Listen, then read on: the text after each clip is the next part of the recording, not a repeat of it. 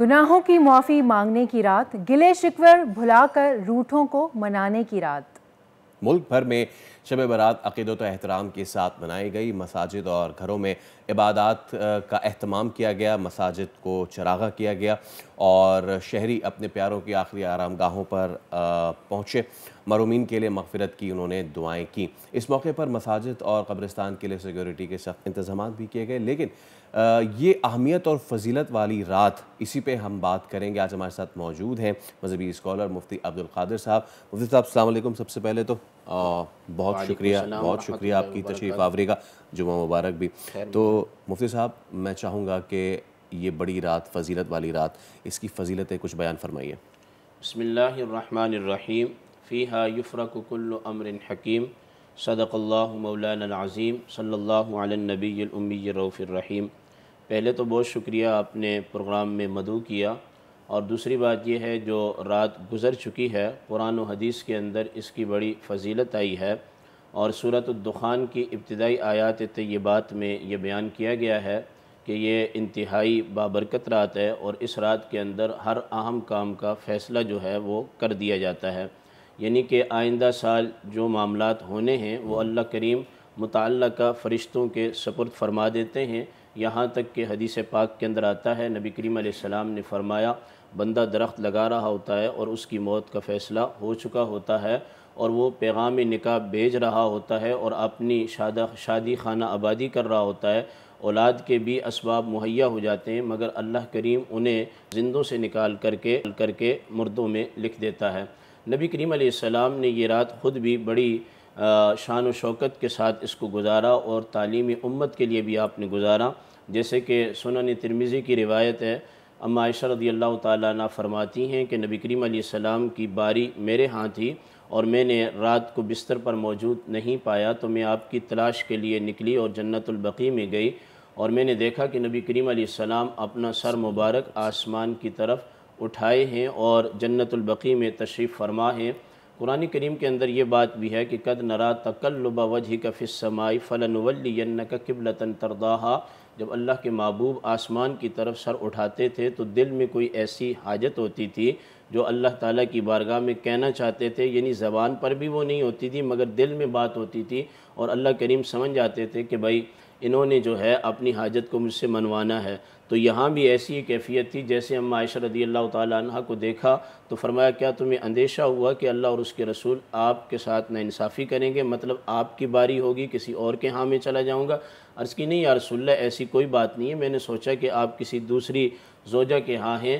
یہاں جو آپ آسمان کی طرف دیکھ رہے تھے، اور یہاں جو ارشاد فرمایا آپ نے، فرمایا یہ وہ عظیم الشان رات اے عائشہ کہ اس میں اللہ کریم قبیلہ بنی کلب کی بکریوں کے بالوں سے بھی زیادہ گناہگاروں کی مغفرت۔ مفتی صاحب آپ اس کی فضیلت بھی بیان کر رہے تھے، اب تھوڑا سا اس طرف بھی روشنی ڈالیے گا۔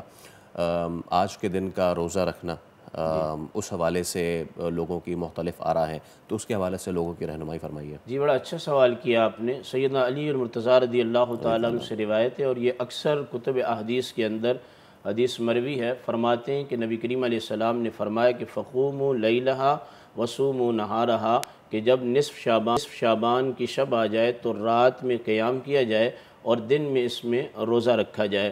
اور خود بھی نبی کریم علیہ السلام شعبان کے روزے کثرت کے ساتھ رکھا کرتے تھے، مگر 15ویں کا جو روزہ ہے اس کو باقاعدہ اہتمام کے ساتھ رکھتے تھے۔ صحابہ کرام نے سوال بھی کیا کہ یا رسول اللہ آپ اس شعبان کے مہینے کے روزے کیوں رکھتے ہیں، اور بالخصوص یہ جو 15ویں کا روزہ ہے اسے کیوں رکھتے ہیں؟ تو آقا کریم علیہ السلام نے ارشاد فرمایا کہ اللہ کریم بندے کے نامہ اعمال کو فرشتوں سے منگواتا ہے، یعنی کہ بندوں کے نامہ اعمال فائلیں اللہ کی بارگاہ میں پیش کی جاتی ہیں۔ حضور نے فرمایا میں چاہتا ہوں کہ رات میں پیش کی جائے تو حالت قیام میں ہوں، اور اگر دن میں میرا نامہ اعمال اللہ کی بارگاہ میں پیش کیا جائے تو اس وقت میری کیفیت روزے والی ہونی چاہیے۔ لیکن یہ روزہ رکھنا جیسے کہ صوموا لیلہا صوموا نہارہا کہ دن میں روزہ رکھو، یہ واجب نہیں ہے، یہ مستحب کام ہے۔ اگر کوئی رکھنا چاہتا ہے تو اسے منع نہ کیا جائے، اور اگر کوئی نہیں رکھنا چاہتا تو اس سے زبردستی رکھوایا نہ جائے۔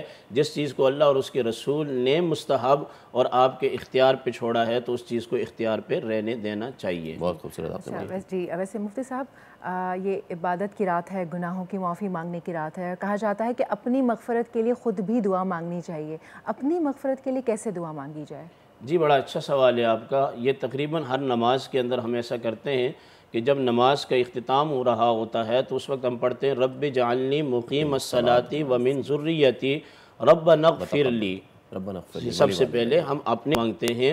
یہی وجہ ہے کہ نبی کریم علیہ السلام دن رات میں 70 مرتبہ اپنی ذات مبارکہ کے لیے دعا مانگا کرتے تھے، حالانکہ انبیاء علیہ السلام گناہوں سے جو ہیں وہ معصوم پیدا کیے گئے ہیں تعلیم امت کے لیے، اور علماء نے یہ بات قرآن و حدیث سے ثابت کی ہے کہ جب کبھی بھی بندہ اللہ سے مغفرت کی دعا مانگے تو اس کی ابتدا اپنے سے کرے، جیسے کہ ابراہیم علیہ السلام جب مغفرت کی دعا مانگتے تھے پہلے اپنے لیے مانگتے تھے، اس کے بعد والدین کے لیے مانگتے تھے، اور اس کے بعد قیامت تک آنے والے لوگوں کے لیے دعا کیا کرتے تھے۔ تو خلاصہ کلام اور 2 لفظوں میں جواب یہ ہے، چاہے یہ شعبان المعظم کی نصف شب ہو یا 27ویں کی یا کوئی بھی رات ہو، کوئی بھی وقت ہو، اس میں ہمیں سب سے پہلے اپنے لیے مغفرت کی دعا مانگنی چاہیے، اس کے بعد والدین کے لیے، اور پھر کل کائنات کے لیے مغفرت کی دعا مانگنی چاہیے۔ کیا ذکر و ایک تو جو شب گزر گئی یقیناً لوگوں نے اس میں ذکر و اذکار کیے ہوں گے، پورے دن کے حساب سے ہمیں کیا اعمال رکھنے چاہیے، کیا ہمارے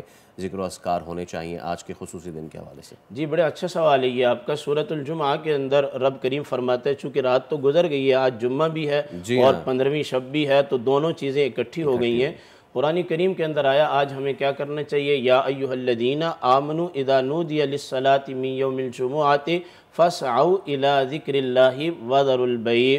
آج 15ویں شب بھی ہے اور جمعۃ المبارک کا دن بھی ہے، جیسے اذان جمعہ ہو فرمایا تم مساجد کی طرف کوشش کرو، خواتین اپنے گھروں میں نماز ظہر ادا کریں گی، اور اپنی خرید و فروخت کو، کاروبار کو چھوڑ دو، اور نماز کی ادائیگی ہو جائے تو پھر فرمایا فَإِذَا قُضِيَتِ الصَّلَاةُ فَانْتَشِرُوا فِي الْأَرْضِ وَابْتَغُوا مِنْ فَضْلِ اللَّهِ وَاذْكُرُوا اللَّهَ كَثِيرًا لَعَلَّكُمْ تُفْلِحُونَ۔ جب نماز کی ادائیگی ہو اللہ کی زمین میں پھیل جاؤ اور پھر اللہ کو یاد کرو، لیکن بہترین طریقہ اللہ کو یاد کرنے کا، چاہے وہ جمعۃ المبارک ہو یا کوئی بھی بڑا اہم دن ہو، وہ یہ ہے فجر کے وقت نماز فجر کی ادائیگی ہو، اور ظہر کے وقت نماز ظہر کی ادائیگی ہو، عصر کے وقت نماز عصر کی ادائیگی ہو، اور مغرب کے وقت نماز مغرب، اور عشاء کے وقت جو ہے وہ نماز عشاء کی ادائیگی ہو۔ تو نماز کے اندر اللہ کا ذکر بھی ہے، اللہ کی تسبیح بھی ہے، اس کے محبوب علیہ السلام پر درود و سلام بھی ہے، اور اس کی آل پر بھی درود و سلام ہے۔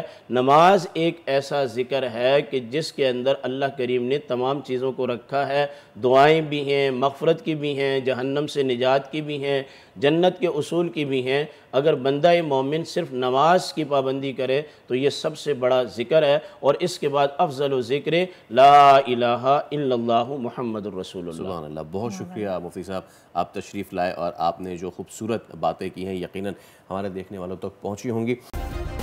سبسکرائب کریں اور بیل دبائیں تاکہ کوئی خبر رہ نہ جائے۔